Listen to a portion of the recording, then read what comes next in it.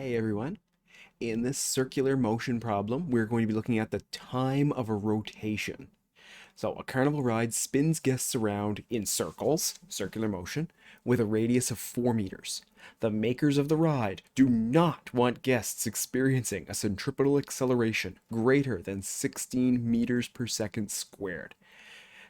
That's the maximum acceleration they want them to feel. What is the shortest time allowable for a single rotation? So you're on some type of carnival ride, and we don't want the guests spinning too fast.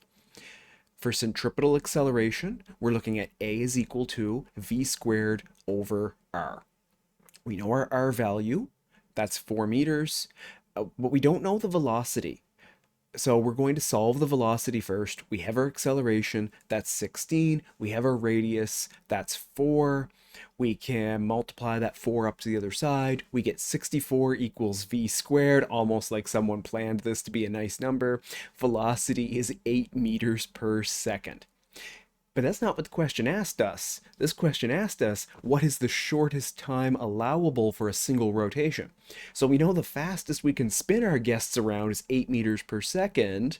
We're going to use the equation v equals d over t to solve that time of one rotation.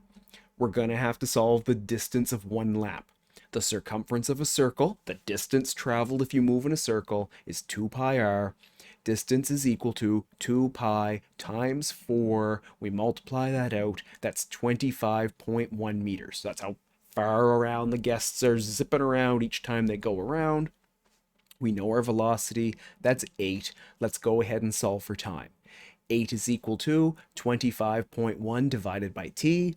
I want to get at that t, so we multiply both sides by t. We get 8t equals 25.1. Divide both sides by 8, and we get our time equals 3.14 seconds. That is the shortest time to do one lap. At 3.14 seconds, the guests are all pinned back against their seats, experiencing an acceleration of 16 meters per second squared that's flinging them back.